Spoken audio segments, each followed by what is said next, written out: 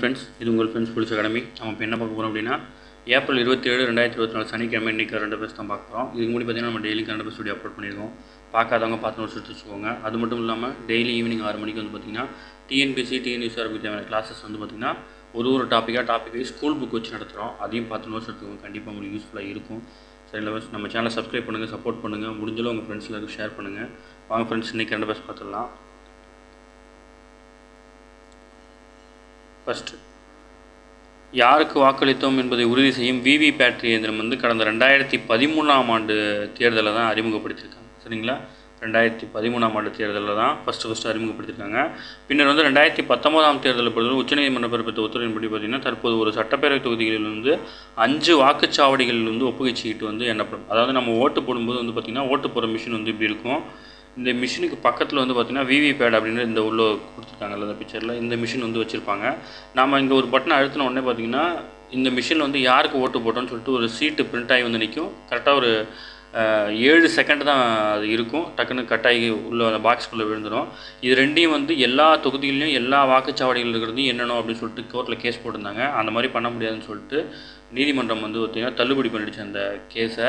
ஆனால் 2019 என்ன சொல்லியிருக்குன்னா, ஒரு சட்டப்பேரவை தொகுதியில் வந்து 5 ஏதேனும் ஒரு 5 வாக்குச்சாவடிகள் எடுத்து வேணால் எண்ணி வந்து கவுண்டிங் பண்ணி கரெக்டாக இருக்கான்னு பார்த்துக்கலாம் அப்படின்னு சொல்லியிருக்கிறாங்க. ஓகேங்களா, மிஷின் வந்து யாருக்கு ஓட்டு போட்டாலும் ஒரே சின்னத்துக்கு போகுது அப்படின்ற புகாரில் வந்து இது தெரிவிச்சிருக்காங்க. இப்போ வந்து பார்த்திங்கன்னா 5 சட்டப்பேரவை தொகுதிகளில் ஏதாச்சும் ஒரு சட்டப்பேரவை தொகுதிகளில் 5 வாக்குச்சாவடிகள், ஏதேனும் ஒரு 5 வாக்குச்சாவடிகளில் அந்த மிஷினில் பிரிண்ட் ஆகிருக்கிறதும் இந்த பேப்பர் மிஷினில் பிரிண்ட் ஆகிருக்கிற நம்பரும் ரெண்டும் ஈக்குவலாக இருந்துச்சுன்னா மற்ற மிஷின்ஸ்லாம் கரெக்டாக இருக்குன்னு அர்த்தம். அப்படின்ற மாதிரி வந்து பார்த்திங்கன்னா ஒரு சட்டப்பேரவை தொகுதியில் 5 வாக்குச்சாவடிகள் இருக்கிறத என்ன சொல்லியிருக்காங்க. சரிங்களா, அடுத்து, தமிழக மின் வாரிய பொறியாளர்கள் வந்து உருவாக்கிய பெல்லா கருவிக்கு வந்து மத்திய அரசு வந்து 20 ஆண்டுகளுக்கு வந்து காப்புரிமை வழங்கியிருக்கு. தமிழக மின்சார பொறியாளர்கள்கிட்ட பெல்லோ அப்படின்ற கருவி இது என்ன பண்ணும் அப்படின்னா, அந்த டிரான்சிஸ்டரில் இருக்கிற ஈரப்பதத்தை வந்து ஈரப்பதம் வந்து டச் பண்ணாத அளவுக்கு பாதுகாக்கிற ஒரு கருவி. இந்த கருவி வந்து பார்த்திங்கன்னா தமிழ்நாடு மின்சார வாரிய பொறியாளர்கள் வந்து உருவாக்கிடுறாங்க. இதுக்கு காப்புரிமை வந்து 2015ஆம் தேதியில் வந்து விண்ணப்பித்திருந்தாங்க. அதனால் வந்து மத்திய அரசு காப்புரிமை எப்படி சொல்லியிருக்குன்னா 16/4/2015 முதல் 20 வருடங்களுக்கு வந்து காப்புரிமை வந்து வழங்கியிருக்கு. சரிங்களா, அடுத்து, பார்க் ஸ்டேஷன் நம்ம சென்னையில் தெரியும். நவீன ரயில் பூங்கா ரயில் நிலையத்தை வந்து பார்த்திங்கன்னா 10.68 கோடி பணிகள் வந்து தீவிரமாக வந்து பார்த்திங்கன்னா நவீனமயமாக்கும் திட்டம் வந்து நடைமுறைப்படுத்துகிறாங்க. இது எந்த திட்டத்தில் வருது அப்படின்னா, ரயில் நிலையத்தை அம்ரித் பாரத் ஸ்டேஷன் திட்டத்தில், அம்ரித் பாரத் ரயில்வே திட்டத்தின் கீழ் வந்து பார்த்திங்கன்னா அதை வந்து நவீனமயமாக்கிட்டு இருக்காங்க. சரிங்களா, அடுத்து வந்து பார்த்திங்கன்னா பேருந்துகள் வந்து கரெக்டாக அந்த போர்டிங்கில் நிற்காமல் போணுச்சுன்னா புகார் எண் வந்து 149 கொடுத்துருக்காங்க. ஞாபகம் வச்சுக்கோங்க. சரிங்களா, பேருந்துக்கான புகார் எண் வந்து 149. ஏன்னா பிசியில் இந்த மாதிரி கொஸ்டின்ஸ் தான் கேட்குறாங்க, அதனால் நம்ம அதையும் பார்த்துக்கலாம். அடுத்து வந்து பார்த்திங்கன்னா நோய்கள் பரவுகிறத பற்றி படிக்கிறது வந்து பார்த்திங்கன்னா எபிடமாலஜி. ஓகேங்களா, நோய்கள் பரவுவதை பற்றி படிக்கிறது வந்து எபிடமாலஜி, இதையும் ஞாபகம் வச்சுக்கோங்க. ஓகேங்களா, அடுத்து, சென்னை ஸ்மோக் வகை உணவுகளுக்கு வந்து விற்பனை வந்து தடை பண்ணியிருக்காங்க. உணவு உட்கொண்டவுடன் வாயிலிருந்து புகை வர வரைக்கும் ஸ்மோக் பிஸ்கட்டு, பீடா, ஸ்மோக் ஐஸ்கிரீம் போன்ற திரவ நைட்ரஜன் சேர்ந்து தயாரிக்க உணவுப் பொருட்கள் வந்து விற்பனைக்கு வந்து தடை விதிச்சிருக்காங்க. ஓகேங்களா, திரவ நைட்ரஜனுங்கிறது ஞாபகம் இருக்கணும். ஓகேங்களா, நீங்கள் நிறைய இந்த கல்யாண வீட்டு ஃபங்க்ஷன்லாம் பார்த்துருக்கீங்க, ஒரு பீடா மாதிரி, அதாவது பார்த்திங்கன்னா ஒரு வெத்தலையில் வந்து எதையோ வச்சு மடித்து வாயில் கொடுப்பாங்க. அது வாயிலேருந்து மூக்கு வழியாக புகலாம் வரும் இல்லையா, நம்ம நிறைய ஷார்ட்ஸில் பார்த்துருப்போம்.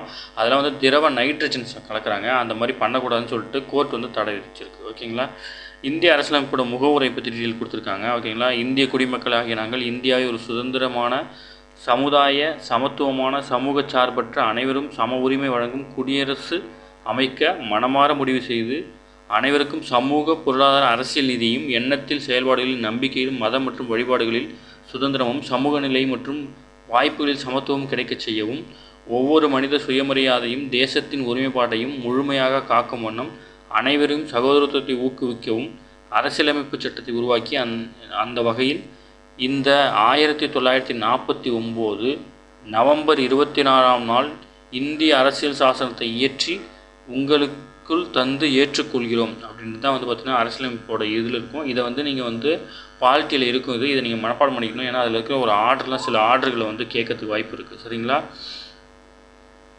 அடுத்து, இப்போ நம்ம தமிழ்நாடுடைய மக்களவைத் தேர்தல் தெரியும். தருமபுரி வந்து 81% வாக்குகள் பெற்றுச்சுன்னு சொல்லிட்டு. மத்திய சென்னை தான் இருக்கிறதுலே கம்மி. தமிழகத்தோட மொத்த வாக்குகள் வந்து 69.72%. ஓகேங்களா. அடுத்து டிக்டாக் வந்து செயலி வந்து பார்த்திங்கன்னா அமெரிக்க நிறுவனம் வந்து டிக்டாக் வந்து தடை விதிச்சிருக்கு. ஓகேங்களா. அமெரிக்கன் சீன உரிமையான பைட்டான்ஸ் அப்படின்ற நிறுவனம் தான் டிக்டாக் வந்து அதோட ஓனரு.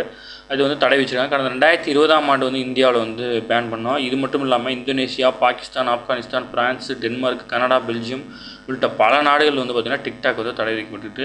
டிக்டாக்கின் மற்றொரு வடிவமான லெமன் 8 அப்படின்ற ஒரு செயலியும் வந்து அமெரிக்காவில் வந்து ரொம்ப பிரபலமாக இருக்குது. ஓகேங்களா. ஞாபகம் வச்சுக்கோங்க.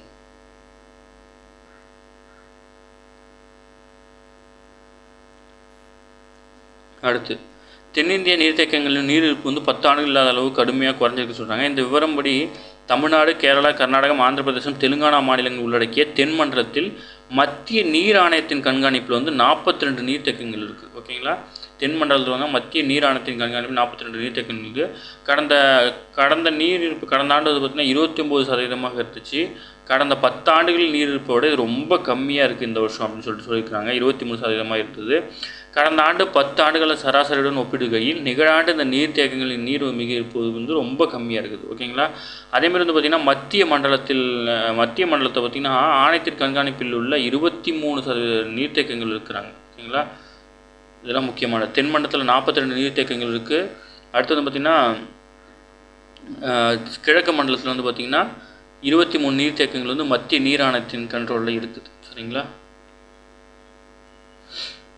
அடுத்து சிஆர்பிஎஃப் டிஐஜியை பணியிலிருந்து நீக்க மத்திய அரசு நடவடிக்கை. பாலியல் துன்புறுத்தல் குற்றச்சாட்டு வேணும் அவளை வந்து பணி நீக்கம் செய்ய சொல்லியிருக்காங்க.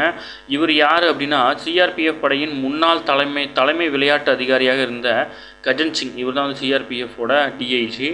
இவர் வந்து 1986ஆம் ஆண்டு தென்கொரியாவில் நடைபெற்ற ஆசிய விளையாட்டுப் போட்டியில் நீச்சல் பிரிவில் வந்து இந்தியாவுக்கு வந்து வெள்ளிப்பதக்கம் வாங்கி கொடுத்தாரு. அதுவே ஆசிய விளையாட்டுப் போட்டிகளில் நீச்சல் பிரிவில் இந்தியா வாங்கின முதல் பதக்கம். ஓகேங்களா. 1986 கஜன் சிங் வாங்கி கொடுத்துருக்காரு. ஓகேங்களா. இப்போ அவர் மாரி தான் பாலியல் குற்றச்சாட்டு நிரூபணம் நிரூபிச்சிட்டாங்க. அவரை பதவி நீக்கம் பண்ணியிருக்கிறாங்க. ஓகேங்களா. அடுத்து சீனா நடைபெற்ற உலகக்கோப்பை போட்டியில் வந்து பார்த்திங்கன்னா உலகக்கோப்பை வில்வித்தை போட்டியில் வந்து காம்பவுண்ட் களப்பணி பிரிவில் வந்து நேற்று 3 பிரிவில் வந்து நம்ம வந்து 3 பிரிவில் வந்து பார்த்திங்கன்னா பதக்கத்தை உறுதி செஞ்சிடும். இன்றைக்கி வந்து இந்தியா வந்து 4வது பதக்கத்தையும் உறுதி செஞ்சிருக்கு. ஓகேங்களா. அடுத்து தென்கொரியாவில் நடைபெறும் பாரா ஒலிம்பிக் கோப்பை துப்பாக்கி சுடுதல் போட்டியில் வந்து இந்தியாவின் மோனோ அகர்வால் தங்கப்பதக்கமும் அமீர் அகமது பட்டா அவர் வந்து பார்த்திங்கன்னா பாட்டு வந்து வெள்ளிப்பதக்கமும் வென்றிருக்கிறாங்க. ஓகேங்களா. அடுத்து வந்து பார்த்திங்கன்னா ஒலிம்பிக் செலிங் நேத்ரா குமரன் தகுதி. இந்திய செலிங் வீராங்கனை நேத்ரா குமரன் வந்து பாரிஸ் ஒலிம்பிக் போட்டிக்கு வந்து தகுதி பெற்றிருக்கிறாங்க. விஷ்ணு சரவணன் அந்த போட்டிக்கு தகுதி பெற்ற நிலையில் தற்போது இந்தியாவுக்கு அதில் 2வது இடமும் கிடைச்சிருக்கு. ஓகேங்களா.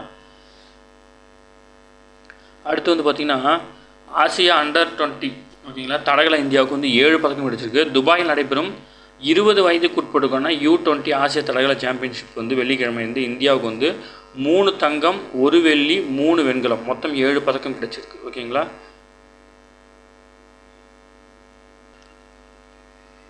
3000 மீட்டர் வந்து ஸ்பீடிங் சேஸில் வந்து பார்த்தீங்கன்னா ஆடவர் பிரிவில் ரன்வீர் சிங் வந்து 9 நிமிடம் 22.62 வினாடியில் வந்து இலக்கை எட்டி தங்கம் இருக்கிறார். மகளிர் பிரிவில் வந்து பார்த்திங்கன்னா 10 நிமிடம் 31.92 வினாடியில் வந்து முதலாக வந்து தங்கத்தையும் வந்து உமன் பிரிவில் வந்து தக்க வச்சிருக்கிறாங்க. ஏக்தாத்தே அவங்க பேர் வந்து ஏக்தாத்தே இவங்க 2 பேரும் வந்து பார்த்திங்கன்னா 3000 மீட்டர் பிரிவில் வந்து பார்த்திங்கன்னா தங்கம் இருக்குது. ஆடவர் குண்டு எறிதல் வந்து பார்த்திங்கன்னா அனுராக் சிங் வந்து 3வது முயற்சியில் வந்து பார்த்திங்கன்னா 19.23 மீட்டருக்கு எறிந்து வந்து முதலிடம் பிடிச்சிருக்காரு. அதிலே வந்து பார்த்திங்கன்னா நடப்பு சாம்பியனாக இருக்கும் மற்றொரு இந்திய வீரர் சித்தார்த் சௌத்ரி வந்து பார்த்திங்கன்னா 19.02 மீட்டருக்கு வந்து வெள்ளி பதக்கம் வந்து வென்றிருக்கிறார். பந்தயத்தில் ஆர்த்தி 47 நிமிஷம் மகளிருக்கான 10,000 மீட்டர் பந்தயத்தில் வந்து ஆர்த்தி வந்து 47 நிமிஷம் 45.33 வினாடிகளில் பந்தய இலக்கை வெட்டி வெண்கல பதக்கம் வென்றிருக்கிறாரு. அதுவும் இல்லாமல் பார்த்திங்கன்னா அண்டர் 20 தடகள சாம்பியன்ஷிப் தகுதி வந்து 49 நிமிஷம். இவங்க வந்து 47 நிமிஷத்தில் முடிச்சதுனால வந்து பார்த்திங்கன்னா உலக சாம்பியன்ஷிப்புக்கு வந்து இவங்க வந்து தகுதி பெற்றிருக்கிறாங்க. அது மட்டும் இல்லாமல் மகளிருக்கான வட்டு எறிதல் வந்து அமனத் காம்போஜ் வந்து சிறந்த முயற்சியாக 50.45 மீட்டருக்கு வந்து வெள்ளி பதக்கம் வென்றிருக்காரு. ஆடவருக்கான 400 மீட்டர் ஓட்டத்தில் வந்து பார்த்திங்கன்னா அமன் சௌத்ரி 47.53 வினாடிகளில் 3வதாக வந்து வெண்கல பதக்கம் வென்றிருக்கிறாங்க. ஓகேங்களா. இது வரைக்கும் 7 பதக்கம் வந்து நம்மளுக்கு அண்டர் 20. ஓகேங்களா. அடுத்தது மக்களவைத் தேர்தலுடைய செலவு வந்து பார்த்திங்கன்னா தனிநபருக்கான செலவு 1400 ரூபாயாக கணிச்சிருக்கிறாங்க. இந்தியாவில் உள்ள மொத்தமாக வந்து பார்த்திங்கன்னா வேட்பாளர்களோட செலவு ஒரு நபருக்கு 1400 ரூபா வீதம் வந்து செலவழகும் அப்படின்னு சொல்லிட்டு கணிச்சிருக்காங்க. ஓகேங்களா? இதன்படி பார்த்திங்கன்னா 1.2 லட்சம் கோடி வந்து செலவாகும். உலகிலேயே பிரம்மாண்டமான தேர்தல் செலவு இதுதான் அப்படின்னு சொல்லிட்டு சொல்கிறாங்க. இது கணிச்சது யார் அப்படின்னா வாஷிங்டனை தலைமையிடமாக கொண்டு செயல்படும் ஓப்பன் சீக் ரெஸ்ட் அப்படின்ற நிறுவனம் வந்து இது கணிப்பு வந்து வெளியிட்டிருக்கு. ஓகேங்களா? இந்தியாவுடைய தேர்தல் செலவு கணிப்பு. காசா வெடிக்காத குன்றுகளை அகற்ற வந்து பார்த்திங்கன்னா 14 ஆண்டுகள் ஆகும் அப்படின்னு ஐநா நிபுணர் வந்து குறிப்பிட்டிருக்கு. இது குறித்து சுவிட்சர்லாந்தின் ஜெனீவா நகரில் உள்ள ஐநாவின் கன்னிவெடி ஆற்றல் சேவை பிரிவில் வந்து சமர்ப்பித்துள்ள அறிக்கையில் வந்து இது தெரிவிக்கப்பட்டிருக்காங்க. இடுபாடுகளில் சிக்கியிருக்கிற வெடிக்காத வெடிகுண்டுகளை அகற்றுறதுக்கு வந்து பார்த்திங்கன்னா 14 ஆண்டுகள் ஆகும் அப்படின்னு சொல்லிட்டு அறிக்கையை தாக்கல் பண்ணியிருக்காங்க. அடுத்து வந்து பார்த்திங்கன்னா முன்னதாக சர்வதேச மனித உரிமைகள் அமைப்பான ஹியூமன் ரைட்ஸ் வாட்ச் மேற்கோள் காட்டி சிபிஐ வந்து பார்த்திங்கன்னா பிசிசி வந்து ஒரு தகவலை வந்து வெளியிட்டிருக்கு. என்ன அப்படின்னா புர்கினியா போசோவின் வடக்கே அமைந்துள்ள நோண்டின் சோரா ஆகிய 2 கிராமங்களின் பொதுமக்கள் வந்து 223 பேரை வந்து அந்நாட்டு இராணுவம் வந்து சுட்டு கொண்டுட்டதாக வந்து தகவல் பரவிட்டுருந்துச்சு. அதனால் வந்து பிசிசிக்கு வந்து அந்நாட்டு நிறுவனம் வந்து தடை வச்சிருக்கு. இதில் வந்து பார்த்திங்கன்னா முன்னதாக சர்வதேச மனித உரிமை அமைப்பான ஹியூமன் ரைட்ஸ் வாட்ச் அவங்களும் வந்து அந்த குற்றத்தை வந்து பதிவு பண்ணியிருக்காங்க. சரிங்களா? அடுத்து வந்து அவ்வளோதான் ஃப்ரெண்ட்ஸ். இன்றைக்கி கரண்ட் அஃபேர்ஸ் அவ்வளோதான். இன்றைக்கி நம்ம முக்கியமானதெல்லாம் பார்த்துட்டோம். நான் இந்த பிடிஎஃப் வந்து ஃப்ரெண்ட்ஸ் போலீஸ் அகாடமி அப்படின்ற டெலிகிராம் சேனலில் கொடுக்குறேன். நீங்கள் அதுலேருந்து எடுத்துக்கலாம் கண்டிப்பாக. சரிங்களா? இதை எடுத்து யூஸ் பண்ணிக்கோங்க. நம்ம சேனல் வந்து ஈவினிங் 6 மணிக்கு வந்து பார்த்திங்கன்னா டெய்லியும் ஒரு கிளாஸ் அப்டேட் பண்ணிகிட்ருக்கோம். அதை பார்க்காதவங்க பார்த்து நோட்ஸ் எடுத்துக்கோங்க. சரிங்களா? நம்ம சேனலை சப்ஸ்கிரைப் பண்ணுங்கள், சப்போர்ட் பண்ணுங்கள். Thank you friends.